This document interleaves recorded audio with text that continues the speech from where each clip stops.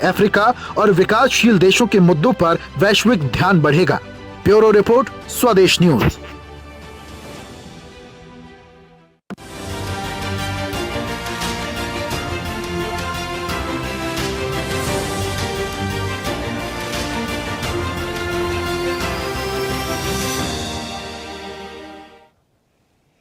चलिए, तो मोदी का मिशन G20 है, बहुत महत्वपूर्ण होगा, कई मायनों में खास होगा। वैश्विक मंच पर एक और मजबूती भारत की होगी और कितना सटीक बैठेगा। एक जो सबसे इंटरेस्टिंग फैक्टर है यहाँ का, ट्रंप का ना होना। तो बहुत सारी बातें हैं जो यहाँ से निकलकर आएंगी और आने वाले समय में भारत के लिए ये मजबूती जो होगी और वैश्विक मंच पर जिस तरीके से एक नए मुकाम को आगे बढ़ाने की कोशिश होगी, इसी पर आज हम विस्तार से चर्चा करेंगे। तमाम मेहमान हमारे साथ जुड़े हैं। सबसे पहले आपका परिचय करा दें।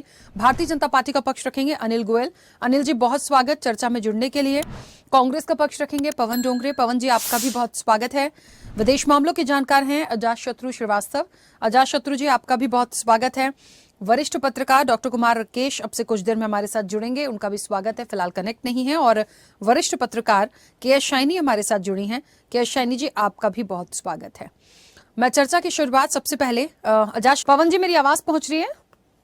जी हाँ, क्लियर आवाज आ रही है आपकी। हाँ, पवन जी देखिए, भले ही विपक्ष में है लेकिन यहाँ पर बात भारत की हो रही है और भारत यदि G20 शिखर सम्मेलन में जाएगा तो वैश्विक मंच पर हमारी एक और मजबूती होती है और कहीं ना कहीं एक अलग ही छाप दिखती है भारत की। उस परिप्रेक्ष्य से यदि देखा जाए, क्योंकि देश के प्रधानमंत्री नरेंद्र मोदी एक नेतृत्व करते हैं उस चीज का, तो एक कहते हैं ना कि ग्लोबल स्तर पर एक मजबूत लीडरशिप दिखाने का मौका तो मिल ही रहा है, लेकिन ये आने वाले समय में और इस मंच से ऐसी कौन सी महत्वपूर्ण बातें विपक्ष में होने के नाते आपको लगती हैं जो वहां प्राइम मिनिस्टर नरेंद्र मोदी को करनी चाहिए? देश की तो बात होगी ही, महत्वपूर्ण जो हमारी चीजें हैं उसको भी लेकर बात होगी, हर चीज पर बात होगी, लेकिन एक सुझाव आप लोगों का क्या हो सकता है जो उनको वहां पर रखना चाहिए? देखिए, वो एक ऐसा प्लेटफॉर्म है कि वहां से उनका कुछ भी बात करना भारत के परिप्रेक्ष्य में पूरे देश में जाएगा, पूरे विश्व में जाएगा, तो ये बहुत बड़ी एक अपॉर्चुनिटी जैसा है। राखी जी, अगर इन शॉर्ट बोला जाए तो संधि का सोना करना ये भारत के लिए भी मौके का समय है। वहां एक तो अमेरिका नहीं है, रशिया नहीं है, वहां चाइना का रिप्रेजेंटेशन है, मगर चाइना खुद वहां पर डायरेक्टली इन्वॉल्व नहीं है। कुछ साल 2 साल पहले इंडिया में जी समिट हुआ था, आपने देखा था कि जब G20 यहाँ पर आया था उस समय सारे वर्ल्ड के जितने लोग यहाँ पर आए थे, एक तरह का मतलब काफी हद तक एक मेक के लिए दरवाजे खोलने का ये मौका होता है। और बिजनेस जिसको अपन बोलते हैं कि ग्लोबल लेवल पर लेकर जाना, इंडिया को अगर ग्लोबल लेवल के ऊपर बिजनेस को लेकर जाना है तो ये सबसे बड़ी संधि है, क्योंकि आज वर्ल्ड इंडिया की तरफ नजरें गड़ा के बैठा हुआ है। वर्ल्ड को पता है कि इंडिया की पॉपुलेशन के वजह से इंडिया के पास में कोई भी चीजों का लेने का, यानी आयात करने का और उनको एक्सपोर्ट करने का सबसे बड़ा एक माध्यम है। और जिस तरीके की घटनाएं अभी डोनाल्ड ट्रंप जी ने की थी, जिस तरीके का टैरिफ उन्होंने अप्लाई किया था, टैरिफ अप्लाई करने के पश्चात में बिजनेस को डिस्टर्ब करने का और ग्लोबली एक अनरेस्ट निर्माण करने का उन्होंने प्रयास किया था।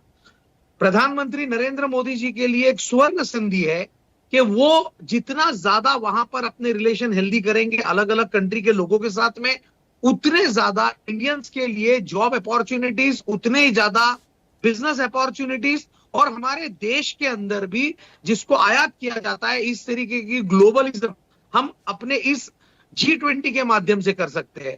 और मुझे ऐसा लगता है कि प्रधानमंत्री डेफिनेटली पूरी कोशिश करेंगे कि वहां पर अपने इंडिया का परचम पूरी ताकत के साथ में लहरा के उसको आगे लाए। और हम तो यही अपेक्षा करते हैं। देखिए, विपक्ष या पक्ष की ये बात नहीं है, ये बात है हमारे देश की। और भारत में जब भी अगर कंट्री का मामला आता है तो इंडियंस की एक प्रवृत्ति है, चाहे वो किसी भी पार्टी का रहो, चाहे कांग्रेस का रहो, चाहे कोई और दल का रहो, वो एक साथ एकजुट पर खड़े रहकर बाहर के लोगों के साथ में सामना करते हैं। ये हमारी प्रकृति रही है, ये हमारी प्रवृत्ति रही है और ये हमारी टेंडेंसी है। तो अगर आज हमारे प्रधानमंत्री वहां पर जाकर रिप्रेजेंट करते हैं तो वो इंडिया को रिप्रेजेंट करेंगे, वो किसी एक पार्टी को रिप्रेजेंट करने के लिए G20 में नहीं गए, वो पूरे भारत को रिप्रेजेंट करने के लिए गए। और हम उम्मीद करते हैं कि इस संधि का वो सोना करेंगे और ग्लोबल लेवल पर इंडिया की जो एक प्रतिमा है उसको और उजागर करेंगे, उसको और ज्यादा उसको फ्लरिश करेंगे। यही हमारी उनसे अपेक्षा है। बिल्कुल ठीक है। वापस पवन जी, अपनी बात रखिएगा। राखी जी, मैं बताना चाहता हूं कि भारत के प्रधानमंत्री ये प्रधानमंत्री बोल के वहां पर जा रहे हैं, वैयक्तिक नरेंद्र मोदी बोलकर वहां पर नहीं जा रहे हैं। गोयल जी ने बिल्कुल, वो उनके प्रवक्ता है, वो उनकी प्रशंसा कर रहे हैं, वो ये बता रहे हैं कि ये सिर्फ नरेंद्र मोदी जी कर रहे हैं, ऐसा नहीं है। इंडिया का कल्चर रहा है, इंडिया का इतिहास रहा है, इंडिया के पूर्व जितने प्रधानमंत्री है, चाहे आप डिजिटलाइजेशन की जो बात कर रहे हैं, वो प्रधानमंत्री राजीव गांधी जी ने उसकी नींव रखी है।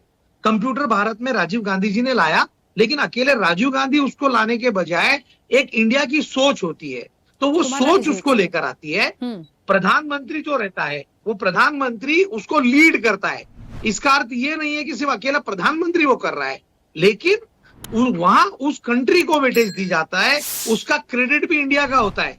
लाखों हजारों साइंटिस्ट काम कर रहे हैं साहब, लाखों हजारों साइंटिस्ट डिजिटलाइजेशन के लिए काम कर रहे हैं, करेक्शन के लिए काम कर रहे हैं, तब जाके ये सारी चीजें हो रही है।